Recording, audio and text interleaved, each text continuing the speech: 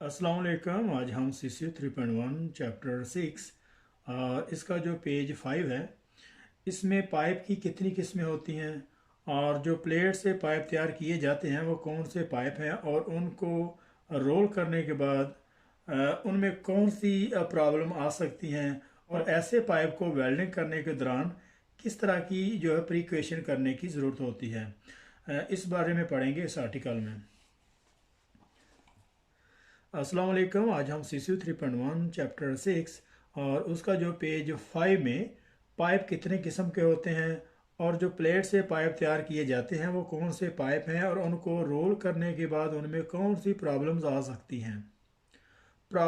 सकती हैं और वो ऐसे पाइप को वेल्डिंग करने के दौरान किस तरह की प्रिकॉशन की ज़रूरत होती है, इस बारे में पढ़ेंगे इस आर्टिकल में। तो स्टार्ट करते हैं। Seamless pipe is seamless pipe produce by drawing और एक्सट्रूजन प्रोसेस। तो जो सीमलेस पाइप हैं उनको ड्राइंग या एक्सट्रूजन प्रोसेस से बनाया जाता है। जैसे कि लास्ट पेजेस में पढ़ चुके हैं कि ड्राइंग या एक्सट्रूजन प्रोसेस का वो मेथड है कि मशीन में सिर्फ लिक्विड स्टील उसमें डाल दी जाती है और फिर वहाँ से वो पाइप जो है निकल के बाहर आ जाते हैं। उसमें कोई सीम नहीं होती, कोई उसमें ज्वाइंट नहीं होता। वो थोड़े महंगे तो ज़रूर होते हैं लेकिन उसमें ये सीम या बेवल या ये रूट फ्यूजन इस तरह की इम्परफेक्शन का कोई वो डाउट नहीं होता। तो नेक्स्ट हमारा हेलिकली वेल्डेड पाइप है। तो helically welded pipe produce from flat plate material that has been helically wounded. तो जो हेलिकली पाइप है ये बिल्कुल एक स्प्रिंग की तरह जो है इसको जो है वो वाउंड करते हैं। इसकी जो है एक छोटी सी डायग्राम दी हुई है।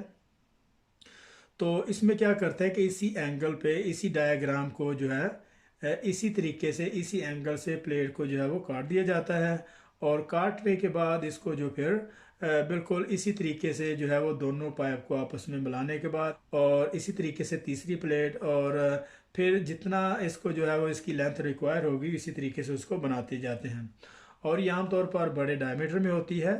और इसको जो है वो वेल्ड करने का तरीका ये होता है कि ये आमतौर पर जो है वो सबमर्ज आर्क वेल्डिंग प्रोसेस से किया जाता है और जब इसको वेल्ड किया जाता है तो दोनों तरफ से सेम टाइम इसको वेल्ड किया जाता है क्योंकि इसकी जो पेनिट्रेशन है, इसकी जो फ्यूजन है वो जो हमें रिक्वायर है वो हासिल हो सके। और इसको थोड़ा वेल्ड करना थोड़ा डिफ़िकल्ट है क्योंकि इसका जो सीम ट्रैकिंग सिस्टम है वो बाज़ तौर पर वो सबमर्ज आर्क वेल्डिंग प्रोसेस से या फिर वेल्डर से वो डिटेक्ट नहीं होता। तो इसमें lack of fusion, lack of penetration, बहुत सारी इम्परफेक्शन आने के चांस होते हैं। जिस तरह से ये इन्होंने यहाँ पे भी एक छोटी सी पिक्चर दिखाई है।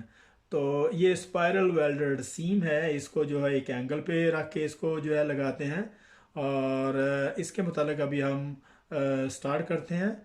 तो helically welded pipe produce from the flat plate material that has been helically wounded. Helically wound किया जाता है उसको जो है वेल्ड किया जाता है, उसको लपेटा जाता है। लपेटने के बाद इक्वल डाया होने के बाद उसको जो है वो फिर वेल्ड करते हैं। देन सीम वेल्डेड, फिर उसकी जो सीम है, जो उसकी जो बेवल है, जो उसकी जो ग्रूव है उसको वेल्ड किया जाता है।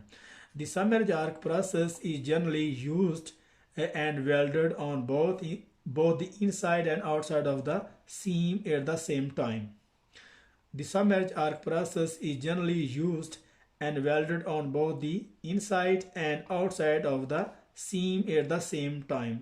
यहाँ तक वो कहता है कि यहाँ ज़्यादातर जो है सबमर्ज आर्क वेल्डिंग प्रोसेस इस पे इस्तेमाल किए जाते हैं वेल्डिंग करने के लिए और बोथ साइड उसको जो है वो उसके हेड को वेल्डिंग प्रोसीजर के जो हेड है सबमर्ज आर्क वेल्डिंग का वो दोनों जो है वो साइडों पे उसको जो है वो रखा जाता है, इन साइड पे भी और आउट साइड की सीम पे भी। उसकी जो ग्रूव है, जो फिलेट है, दोनों साइड पे सेम टाइम इसको जो है वो वेल्ड किया जाता है।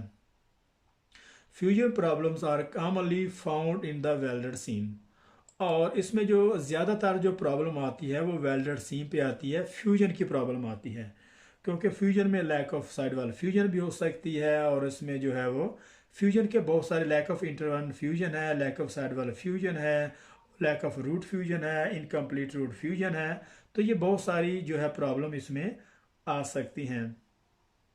and are usually caused by the incorrect setting of the seam tracking system.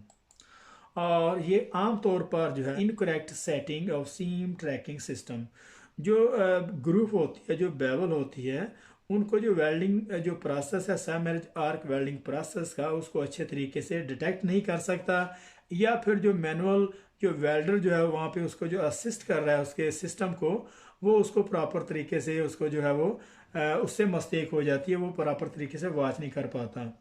तो helically welded pipe are generally of the larger diameter. तो ये वही बात कर रहा है कि जो हेलिकली जो स्प्रिंग टाइप जो है स्पायरल वाउंडेड सीम टाइप जो पाइप होता है, वो जो है वो लार्जर डायमीटर में ज़्यादातर इसको इस्तेमाल करते हैं।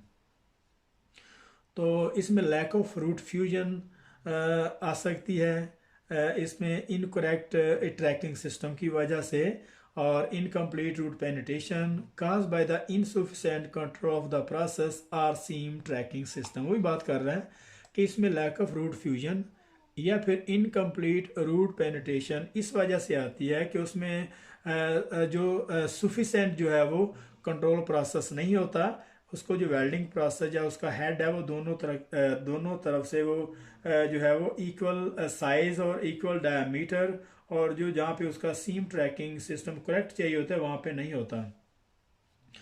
तो यहाँ पे उसने जो स्पाइरल वाइंडेड सीम की एक जो है वो डायग्राम दी हुई है। तो स्पाइरल वाइंडेड सीम इस तरीके से वो उसको जो है वो स्प्रिंग टाइप करते हैं, और फिर इसको ग्रू अच्छे तरीके से उसकी बेवल और जो स्टैंडर्ड ने रिकमेंड किया उसको लगा के उस पर फिर दोनों तरफ से जो सबमर्ज आर्क वेल्डिंग प्रोसेस है वेल्डिंग की जाती है। और फ्लैश बट वेल्डेड पाइप, तो flash but welded pipe produce from the flat plate, ये भी बिल्कुल फ्लैट प्लेट से तैयार किया जाता है, which has been then rolled around, फिर इसको जो है वो अराउंड इसको रोल किया जाता है। जैसे किसी जो है वो पाइप को या किसी प्लेट को काटते हैं या फिर किसी प्लेट को काटते हैं और काटने के बाद उसको रोल किया जाता है। तो जैसे जैसे रोल करते हैं वो ऊपर से उसके जो सिरे हैं वो मिलना शुरू हो जाते हैं, और इसी तरीके से ऊपर से वेल्ड और इसका जो साइड सीम ट्रैकिंग इसकी जो सीम है उसको भी इसी तरीके से स्ट्रेट ही उसको वेल्ड करते हैं। Problems may be found in the welded seam caused by the insufficient preparation and a poor process control। और वो यही बात कर रहा है कि इसमें जो प्रॉब्लम आती हैं वो फ्यूजन प्रॉब्लम ही आती हैं, और किस वजह से सीम इनसफिशेंट प्रिपरेशन की वजह से, जो वेल्ड की जो ग्रूव है उसकी प्रॉपर तरीके से प्रिपरेशन नहीं होती, और वहाँ पे जो प्रोसेस है वो वहाँ पे जो है अच्छे तरीके से प्रॉब्लम्स में भी found in the welded seam cause by the insufficient preparation and poor process control की वजह से। तो इसमें प्रॉब्लम जो आती हैं वो वेल्डेड सीम में वो इस वजह से आती हैं कि जो उसकी प्रिपरेशन है वो अच्छे तरीके से नहीं हो पाती, और जो प्रोसेस है जो वेल्डिंग प्रोसेस इस्तेमाल हो रहा है जैसे सबमर्ज आर्क वेल्डिंग प्रोसेस है वो भी प्रॉपर तरीके से उसको वो कंट्रोल नहीं कर पाता। तो यहाँ पे नेक्स्ट पैराग्राफ स्टार्ट करते हैं। It is often A requirement of line pipe application standard that a minimum degree of distance shall be given between adjoining longitudinal seam-made matting butt joint। यहाँ तक वो ये कह रहा है कि एप्लीकेशन स्टैंडर्ड में जो इसका जो मिनिमम डिस्टेंस है वो जो स्टैंडर्ड जितना रिक्वायरमेंट करता है, जितना रिकमेंड करता है, उसी हिसाब से उसका जो डिस्टेंस है वो रखना होगा। और this is generally to reduce the risk of seam burst caused by the poor fusion in the welded seam. यहाँ तक और ये जो है जब दोनों तरफ से सीम अगर क्लोज लगा दी जाए तो उसमें बाज़ औक़ात वो ब्रस्ट भी हो सकती है, उसमें जो है वो होल हो सकता है या बहुत सारी दूसरी प्रॉब्लम्स आ सकती हैं। तो इस चीज़ से अवॉइड करने के लिए उसने जो डिस्टेंस है इसका उतना रखा है जितना वो स्टैंडर्ड रिकमेंड करता है। और however this will also increase the likelihood of the halo affecting the pipe joint where any ovality had been produced in the pipe during the forming or rolling process। वो ये कह रहा है कि इस वजह से बहुत सारे इसमें हाइलो के चांस भी हो सकते हैं। हाइलो मीन चांस हो सकते हैं इस पाइप में इस तरह के इफेक्ट होने का, क्योंकि इसमें जो है अवेलिटी आने के बहुत ज़्यादा चांस होते हैं। पाइपिंग ड्यूरिंग फार्मिंग या रोलिंग प्रोसेस, तो जब प्लेट को रोल किया जाता है जब प्लेट को रोल किया जाता है उसको पाइप की शक्ल में लेके आने के लिए, तो उसका डायामीटर है वो बाज़ का इक्वल नहीं रहता। तो इक्वल ना रहने की वजह से उसमें जो है वो ओवेलिटी होने के चांस होते हैं। फार्मिंग और रोलिंग प्रोसेस जब करते हैं प्लेट पे, तो उसमें ज़्यादातर ओवेलिटी उसका जो डायग्राम है इक्वल नहीं रहता, तो उसकी जो ओवेलिटी है वो इक्वल नहीं रहती। यहाँ पे एक क्वेश्चन भी बनता है कि ओवेलिटी जो डायमीटर है पाइप की वो कब जो मिसमैच होती है, जब हम किसी प्लेट को जो है वो रोल करने के बाद उसको जो है वो पाइप की शक्ल में लेके आते हैं। तो यहाँ पे उन्होंने फ्लैश बट वेल्डेड पाइप के मतलब थोड़ी उसने उसकी जो है वो डिस्टेंस और उसका जो सीम ट्रैकिंग सिस्टम है उसके मतलब बताया है। वो कह रहा है कि the minimum distance between the welded pipe seam in normally specified in applied standard, और इसका जो मिनिमम जो डिस्टेंस है वो पाइप और सीम का उन्होंने जो जितना वो स्टैंडर्ड रिकमेंड करता है उतना ही वहाँ पे अप्लाई करना होगा। The welding of the pipe joint that have a high degree of high-low, the welding of pipe joint that have a high degree of high-low may cause further unacceptable welding imperfection to occur, such as incomplete root penetration. वो ये कह रहा है कि जब pipe को welding करते हैं तो इस टाइप का जो पाइप का जो प्लेट का पाइप जो है रोल किया होता है, तो ऐसे पाइप को जब वेल्डिंग करते हैं तो उसमें बहुत सारी हाई लो आने के चांस होते हैं।